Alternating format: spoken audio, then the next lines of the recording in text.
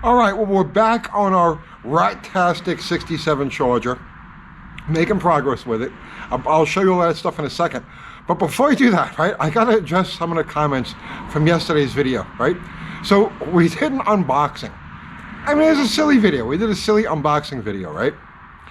And going through the comments, so okay, honestly, right, I'm really starting to worry for the state of humanity. It's that simple, okay? Going through the comments, there were like a dozen people that were like, an unboxing video, you wasted 20 minutes of my life. How do you dare you do an unboxing video? It was crazy. There were like a dozen people that were like irate because we did an unboxing video. It was right there, guys, it was right there in the title, okay? In all caps, the very first word in the title was unboxing. Yeah, it said it right there. But yet you clicked on it anyway, and then you were pissed off because you clicked on it and it was an unboxing video. Hey, listen, honestly, right?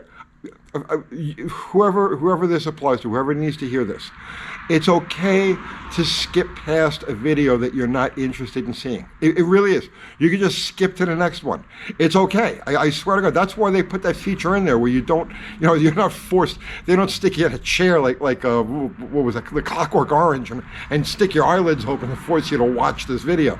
Just if it's not something you want to see, just skip right past it. It'll be okay, I promise.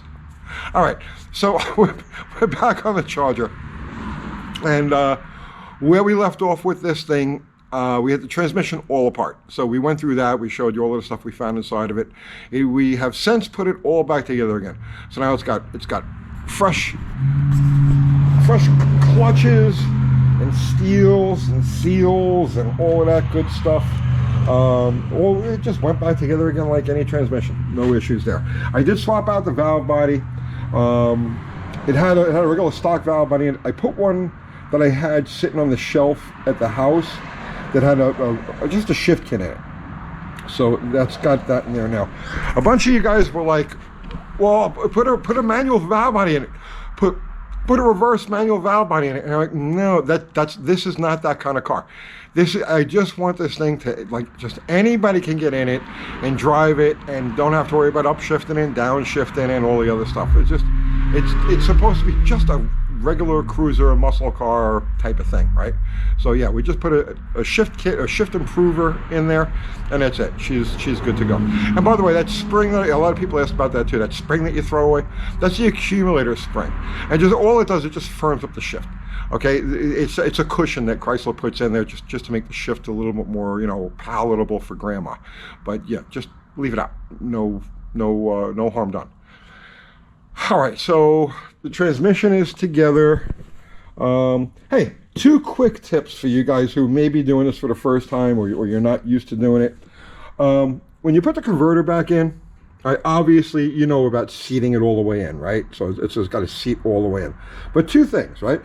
The first step, before you take it out, while it's still bolted to the flex plate, take some paint, right? Take some paint and make a mark on the converter and make a mark on the flex plate, because this only goes on one way. So the easiest way to make sure that it goes back and you don't have to go turning it and finding which hole lines up and waste a bunch of time like that, just put a blob of paint on it, and I would a matching blob of paint on the flex plate. So this way it boom, goes back to you again the first time, no problem.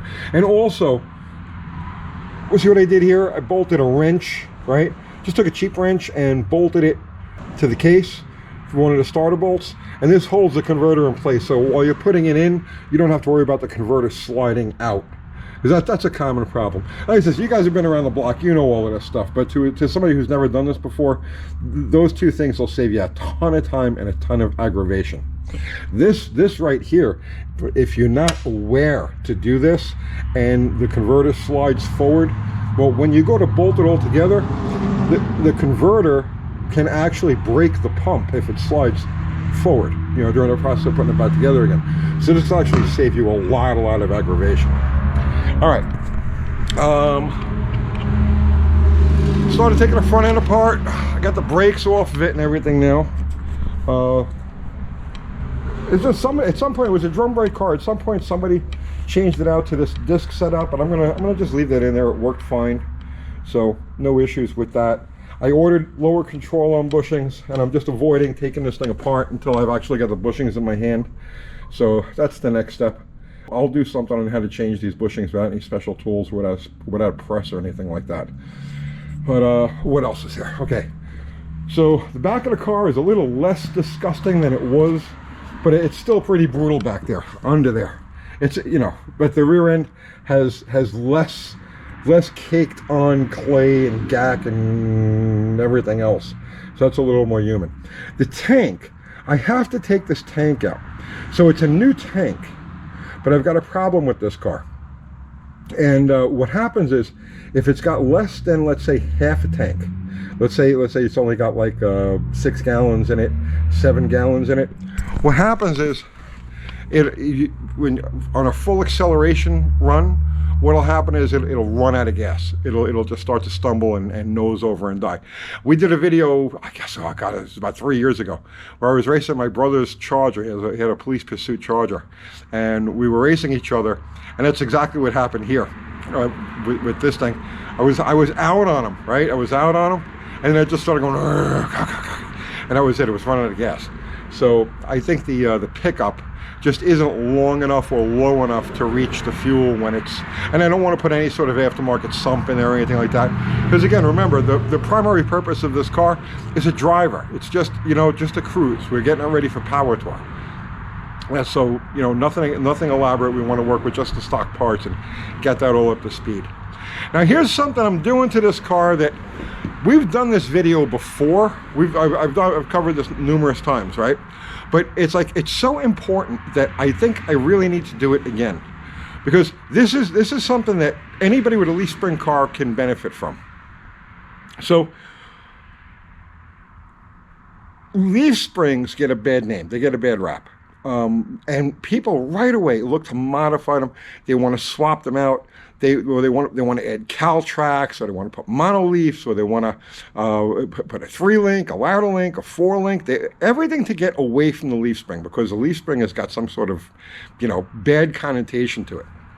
But leaf springs can work exceptionally well if you just understand that when they're designed, when they're manufactured right from the factory, the consideration is holding the car up, not moving the car forward. So the way a leaf spring is designed, it has clamps on it, right?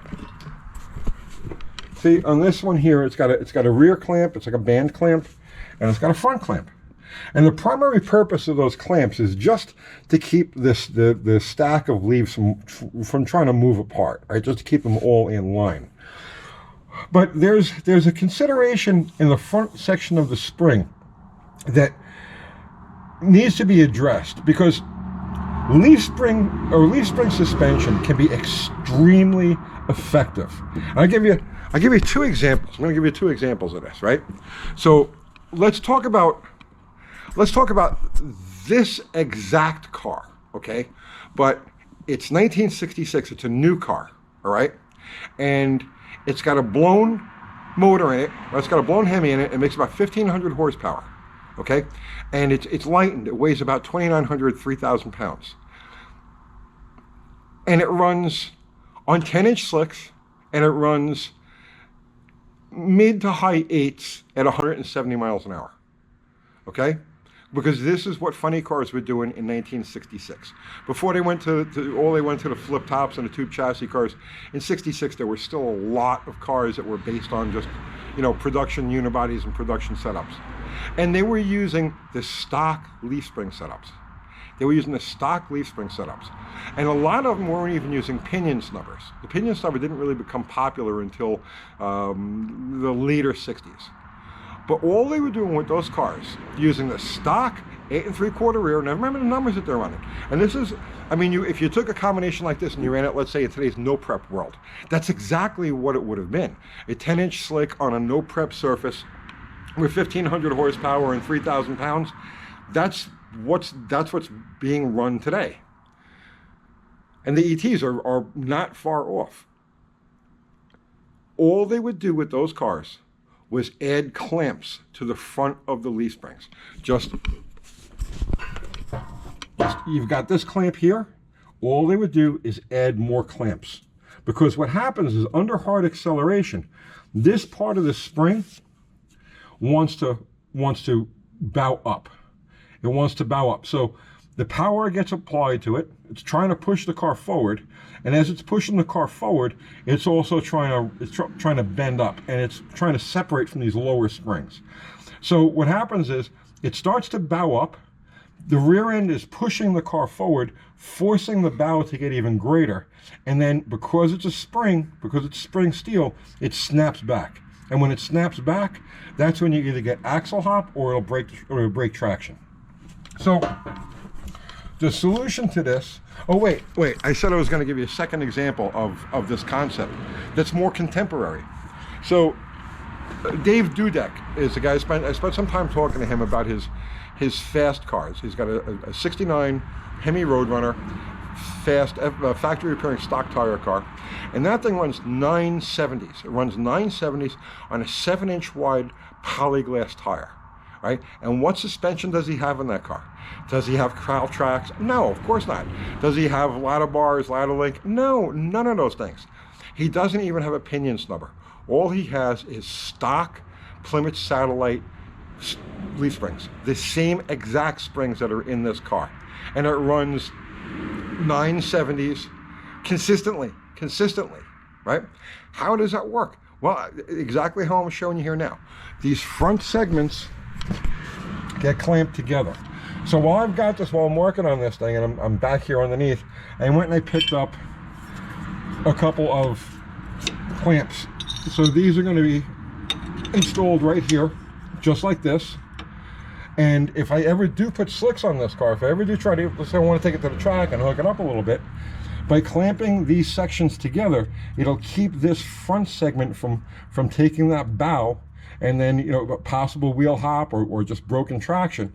By clamping these front segments together, you're making essentially a traction bar out of the front of the spring.